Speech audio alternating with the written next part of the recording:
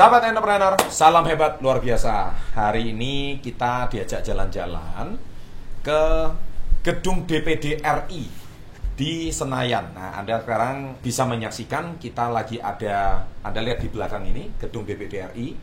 Kita bisa datang ke sini berkat Bapak Ahmad Nawardi. Wah, ini Pak Ahmad ini adalah seorang senator DPD RI. RI loh guys, bukan daerah. DPD nasional RI. Daerah pilih Jawa Timur. Apa kabar Pak Ahmad? Alhamdulillah. Alhamdulillah sehat ya. Pak, panggilannya Pak Ahmad atau Pak Nawar ini? Pak Nawardi biasanya. Biasanya Pak Nawardi. Pak Nawardi. Nah, beliau ini saya sangat terinspirasi tadi sebelum kita membuat konten video ini, saya sempat singkat cerita sharing dengan beliau. Saya cukup terinspirasi dari kisah hidup beliau. Oleh sebab itu saya memutuskan untuk mewawancara beliau di channel Success Before 30. Siapa tahu bisa menjadi inspirasi bagi kita semua. Bagaimana kita bongkar kisah Pak Ahmad setelah yang satu ini?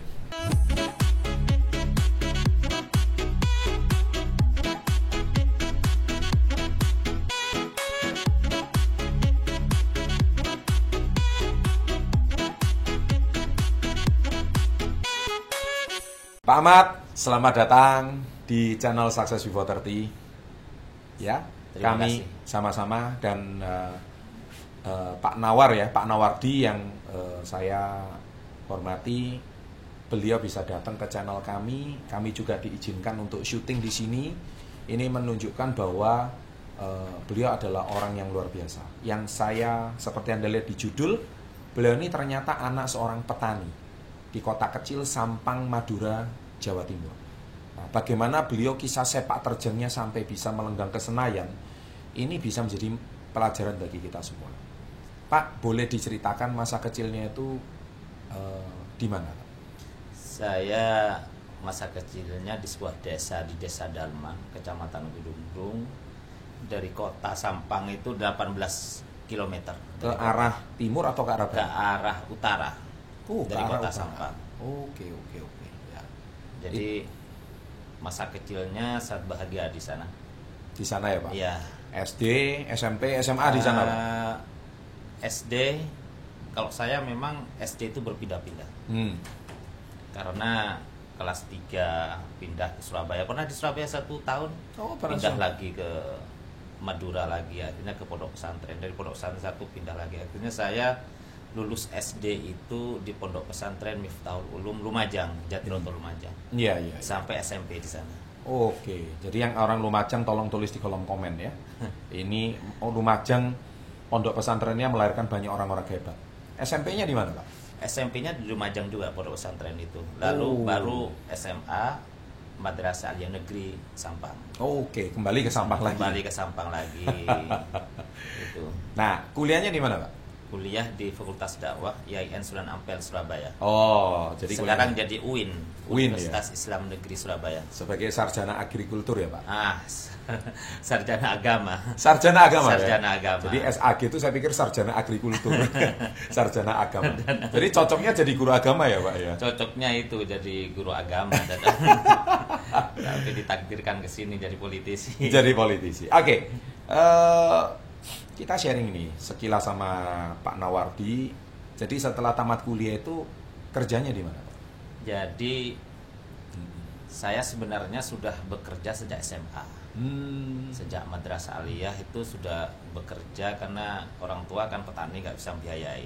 Betul. Nekat saja saya sekolah gitu, akhirnya jadi kernet.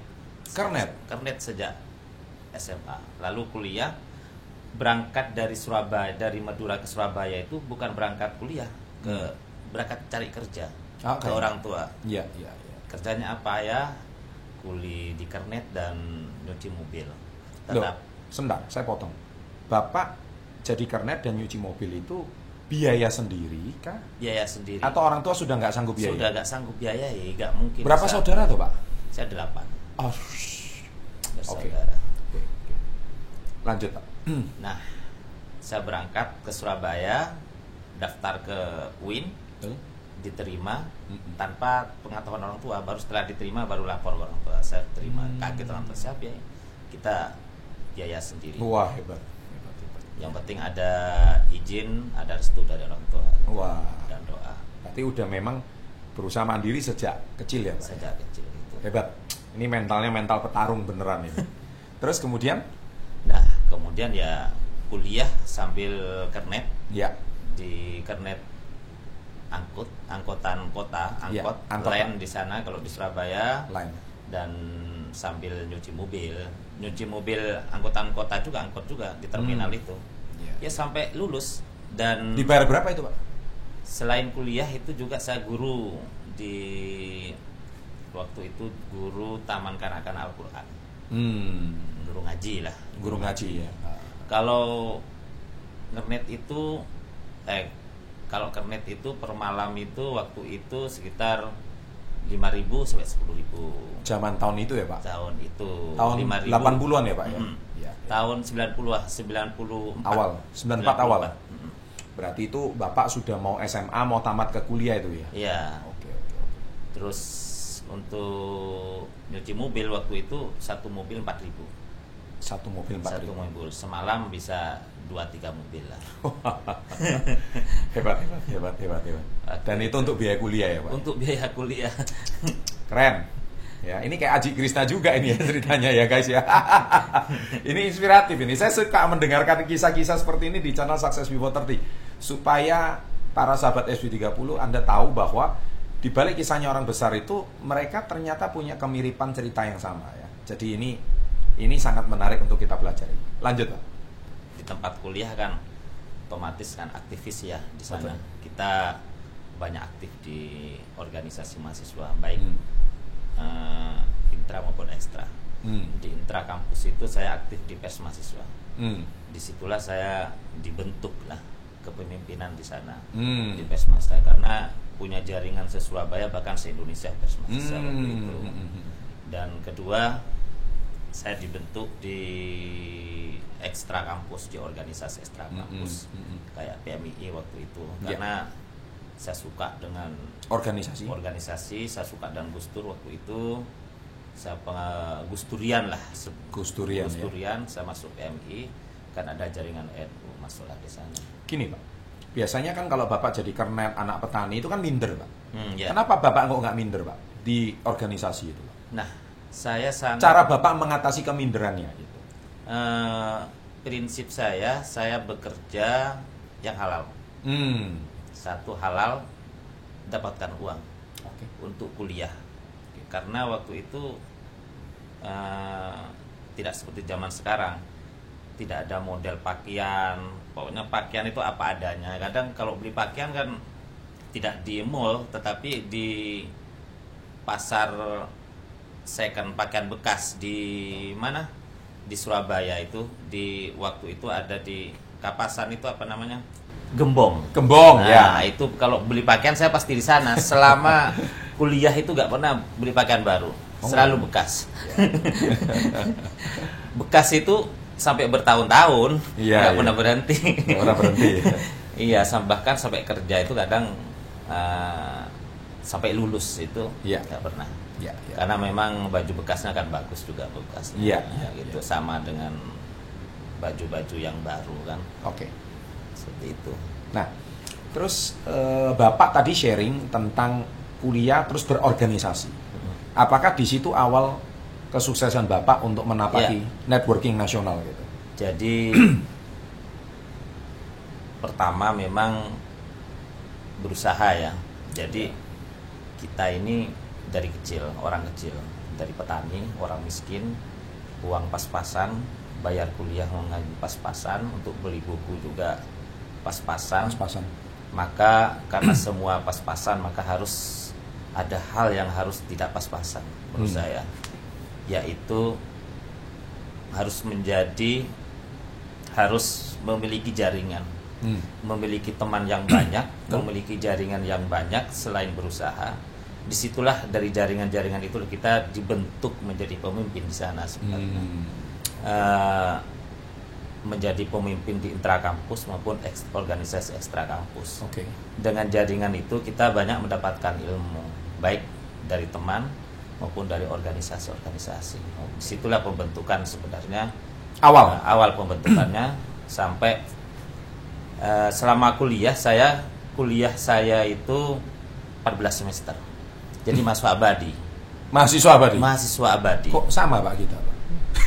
Mahasiswa abadi. Iya, iya. Kenapa itu Mas? Karena kuliah sambil kerja, Ya, sambil jadi aktivis. Oke. Ya. Jadi kalau kita mau menjadi mahasiswa yang cepat, kuliah terus saja. Iya, iya. Mengejar nilai, mengejar cepat itu bisa. Tetapi kita yang diinginkan adalah ilmunya, jaringannya. Nah, karena itu saya sering, misalnya waktu itu kan menjelang kejatuhan Soeharto, kita sering demo, mulai membuat gerakan bawah tanah di kampus-kampus. Jadi hampir kampus Surabaya itu aktifnya saya kenal. Sampai ke Jogja, sampai ke Bandung, sampai ke Lampung, saya sampai di sana aktivitasnya. Saya kenal dengan Hanif Dakiri misalnya sejak kuliah. Saya kenal dengan Nusron Wahid itu sejak masa kuliah. Saya kenal sesama aktivis dulu waktu Nusron masih di UI. Ya. Seperti itu. Jadi membuat saya tidak minder karena saya memiliki prinsip kita minder itu apabila kita berbuat sesuatu yang salah. Misalnya, tetapi kita ini prinsip saya kita sama, manusia itu sama pada prinsipnya. Tidak ada yang berbeda. Yang berbeda adalah niat dan usaha kita. Nah, tuh. Catat itu di kolom komen ya. Ini petuah dari Pak Ahmad Nawardi yang menjadi kisah awal suksesnya beliau. Terus setelah itu berkarir kemana, Pak? Nah, saya sebelum lulus kuliah, Soeharto jatuh, sudah gak ada demo-demo lagi. Betul, betul. Saya kuliah sudah selesai, betul. Artinya menyelesaikan SKS lah itu udah selesai 98 Demuda. Saya daftar menjadi wartawan duta masyarakat pertama. Pilihnya NU waktu itu. NU mendirikan duta masyarakat, saya masuk di sana. Setahun di duta masyarakat, saya pindah ke Harian Bangsa, koran Harian Bangsa. Setelah itu hanya bertahan setahun. Karena habis itu baru tahun 2000 ketika Gus Dur naik menjadi presiden, waktu itu saya daftar ke Tempo, daftar di Kompas dan Tempo sebenarnya. Terus ada dua panggilan, saya lebih memilih Tempo lah. Saya berkarir di Tempo menjadi jurnalis. Berapa lama Pak sebagai jurnalis? Saya di dunia jurnalis? Di Jakarta waktu itu di Tempo sekitar 1 tahun, 1 tahun lebih. Baru saya pindah karena istri saya ada di Surabaya, saya pindah menjadi koresponden Tempo di Surabaya sampai 2008.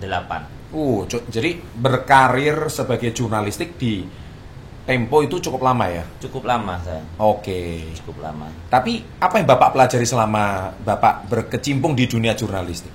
Jurnalis itu luar biasa. Saya juga dibentuk dari seorang jurnalis yang memiliki sense, memiliki kepekaan sosial, kepekaan politik di situ. Karena Tempo itu mendidik jurnalisnya sangat keras, disiplin, keras dan pekerja keras. Di Tempo itu tidak boleh sakit, rasanya tidak ada kata sakit. Jam berapapun kalau ada masalah kasus, jam 1 malam, jam berapa malam harus ke lapangan, harus, dan dimanapun.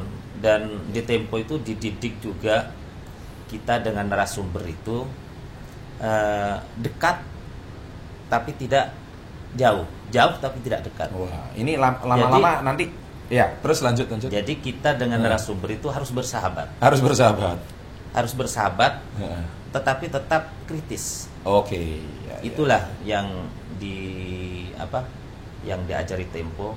Kita juga kalau di Tempo itu diajari juga tanpa pamrih. Tidak boleh menerima suap. Tidak boleh menerima amplop dan lain-lain. Itu diajari oleh Tempo. Ini politisi baik ini.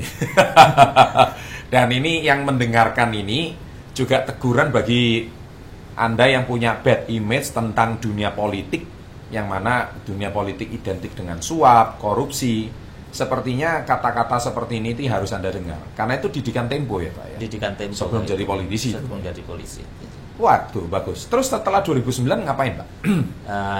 2009 saya masuk di dunia politik. Saya udah dekat dengan partai. Beberapa partai saya dekat karena namanya wartawan kan dekat dengan semua partai politik. Tetapi saya pilihannya akhirnya 2009 masuk di PKB. Daftar di PKB dan sebenarnya waktu itu tidak serius ya. Daftar, saya mencoba aja, mencoba karena di Tempo ini sudah lama, ada dorongan dari teman-teman dan orang tua juga mengizinkan, teman-teman saya juga mendorong untuk masuk di politisi. Waktu namanya wartawan kan nggak punya uang, akhirnya mendaftarlah di kasian banget nih profesi wartawan DPRD Jawa Timur waktu itu. Lawannya besar-besar lawannya, milik uang dan lain sebagainya. Tapi alhamdulillah tanpa diduga, tidak ada orang yang menduga waktu itu saya akan terpilih. Bahkan semua orang memastikan saya tidak akan terpilih karena memang tidak ada uang sama sekali. Kemana-mana kalau masa kampanye pakai motor, motornya juga motor kuno kemana-mana, sehingga tidak ada yang perkirakan saya bisa terpilih. Tapi Allah, ternyata Tuhan Yang Maha Esa menakdirkan lain. Sebentar, Bapak tadi mengatakan kampanye cuma pakai motor. Dan no money politics. No money politik. Kok bisa? Nah, itulah keajaiban politik sebenarnya. Yang saya sendiri tidak pernah mengira akan jadi juga, tidak akan pernah mengira akan dipilih orang waktu itu. Saya mengandalkan saudara, family, jaringan-jaringan kecil, terutama wartawan waktu itu, jaringan wartawan di Madura, karena dapil Madura, hampir semua teman-teman wartawan mendukung waktu itu, karena satu-satunya calon DPRD Jawa Timur yang dari wartawan itu saya, makanya banyak yang mendukung. Berarti dengan kata lain, meskipun Bapak tidak punya modal uang, tapi Bapak itu punya modal relasi ya. Relasi dengan media. Media. Karena profesi Bapak dulunya, sehingga masyarakat bisa menilai Bapak itu siapa kan gitu ya. Tanpa money politics. Nah, itulah kesuksesan Pak Nawardi dibangun dari jam terbang beliau waktu dulu masih mahasiswa. Ini penting. Jadi bagi para generasi muda, saya ingin berpesan ini Pak ya, bahwa seringkali kita itu merasa minder, merasa kecil. Ya, padahal kita bisa pelajari dari kisahnya Pak Nawardi, dari anak petani tanpa modal uang jadi kernet, ya, sopir kernet dan tukang cuci mobil, tapi beliau tetap bisa kuliah dan tidak ada excuse, tidak ada alasan untuk beliau itu mengatakan keterbatasan beliau itu menjadi penghalang beliau untuk maju. Saya rasa ini sebuah statement yang sangat bagus dari Pak Nawardi, sampai akhirnya bisa masuk ke Senayan. Jadi tahun 2014 itu kayak ceritanya ya. Jadi 2009 sampai 2014 itu ada di DPRD Jawa Timur. DPRD Jawa Timur. Jadi menurut saya kita itu setelah lulus kuliah, semua mahasiswa, semua sarjana itu sama stafnya. Tidak ada kaya, tidak ada miskin. Sama dengan pelari. Siapa yang cepat itu yang dapat. Maka setelah lulus kuliah atau sebelum lulus kita harus cepat lari. Meraih yang di depan apa yang diraih itu harus cepat. Tapi kalau nggak cepat pasti kalah. Berarti sesuai nama channel kita dong Pak, Success Before 30. Nah, iya. Harus fight ya Pak. Harus fight. Tidak ada yang kaya dan miskin, bukan anak pejabat, tapi yang cepat itulah statnya sama kita. Mungkin disitulah. Ini sangat luar biasa ya. Bukan anak pejabat, tidak ada fasilitas, tapi betul-betul berjuang dari nol dan membuktikan dengan karya gitu ya Pak ya. 2014 ke Senayan atau gimana? Ya, 2014 saya mencalonkan diri ke DPD ke Senayan. DPD RI. Berhasil nggak Pak? Alhamdulillah berhasil. Waktu itu saya membawa karena pada waktu itu kan musimnya anak-anak muda itu bola. Jadi bola kesebelasan sepak bola Indonesia itu sedang naik daun. Waktu itu sedang naik daun. Menjuarai di Asia waktu itu Indonesia, sehingga saya terinspirasi kaosnya. Jadi menjelang pemilu saya foto pakai kaos tim nasional, Oh. timnas, sehingga poster-poster saya itu timnas waktu itu. Karena saya juga mencintai timnas waktu itu, suka nonton timnas, sehingga teman-teman di DPRD waktu itu, DPRD Jawa Timur, berbagai partai itu mengusulkan, sampai pakai timnas itu. Awalnya saya pakai pahlawan sebenarnya, kayak Utomo, tapi pakai timnas. Saya coba, pakai timnas bagus. Orang-orang muda, pemuda suka timnas, pakai timnas, sehingga sukses di situ. Nah, waktu pemilu, pas pemilu saya turun ke lapangan, ketemu dengan cleaning service hotel di Sampang itu. Dia nggak tahu saya itu calon DPD RI kan. Terus, "Duh Pak, sampai calon ya? Yang calon iya, yang pakai timnas." "Iya, saya coblos itu tadi. Saya suka timnas," katanya. Makanya, wah ini saya coblos sambil. Jadi Bapak ngerti momentum ya. Iya. Ini smart, ini luar biasa. Itu suksesnya Bapak sampai ke Senayan 2019. Nah, terus yang kemarin gimana ini Pak? Nah, kemarin sebenarnya ada dua pikiran, mau calon DPD RI atau DPR RI. Nah, akhirnya saya konsultasi dengan teman, dengan jaringan berbagai pihak, dengan kiai gitu kan, terus istikharah. Dalam Islam itu istikharah. Ya, tahu Pak. Akhirnya dalam itu diberi petunjuk untuk tetap di DPD RI. Akhirnya saya calon DPD RI karena saya ketua HKTI Jawa Timur, ketua petani di Jawa Timur, akhirnya saya memakai kostum petani.